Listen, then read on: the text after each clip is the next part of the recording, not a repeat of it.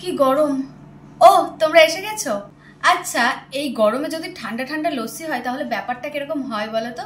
একদম জমে যায় না? তাই আমি ভাবছি আজকে বাড়িতে লস্যি বানাবো। আর যে দই দিয়ে বানাবো সেটা কিন্তু কেনা দই না, বাড়িতে বানানো দই। তাই কিভাবে লস্যি বানাচ্ছি সেটাই আজকের ভিডিওতে তোমাদেরকে দেখাবো। তাহলে চলো কিভাবে লস্যি বানাচ্ছি সেটাই তোমাদেরকে দেখাই। লস্যি বানানোর জন্য একটু বড় পাত্র হলে খুব ভালো হয়, তাই আমি একটা বড় গামলা নিয়ে নিয়েছি।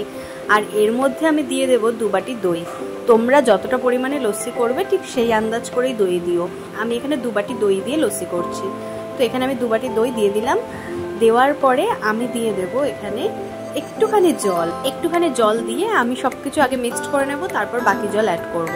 তো দিয়ে দিলাম লবণ আর দিয়ে দিলাম চিনিটা একটু বেশি পরিমাণে দিতে হবে, আর লবণটাও একটু বেশি পরিমাণে দেবো, কারণ এর মধ্যে তো আবার জল অ্যাড করব। পরে অবশ্য আমি টেস্ট করে দেখে নেব যে সব কিছু ঠিকঠাক আছে কিনা।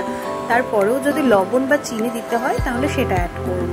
যাই হোক, আমি বললাম যে অল্প জল দিয়ে আমি দইয়ের মধ্যে চিনি আর লবণ দিয়ে সেগুলো আগে মিক্সড করে নেব। তো দেখো আমি সেটাই মিক্সড করে নিচ্ছি।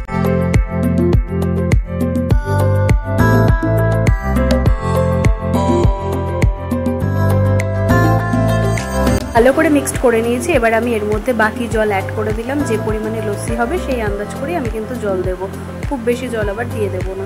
তো দেখো আমি এখানে 4 গ্লাস লস্যি করব, সেই আন্দাজ করে আমি এখানে জল দিয়ে দিয়েছি।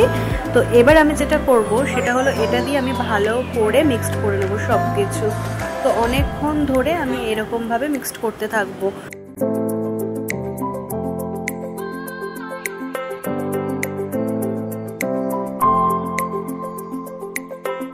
ভালো করে অনেকক্ষণ ধরে মিক্সড করে নেওয়ার পরে দেখো কি সুন্দর ওপরটা অনেক ফেনা ফেনা হয়ে গেছে লস্যির।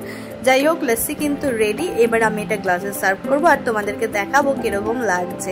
আর হ্যাঁ, খেতে কিন্তু দুর্দান্ত হয়েছিল। যাই হোক, এই যে আমাদের লস্যি রেডি।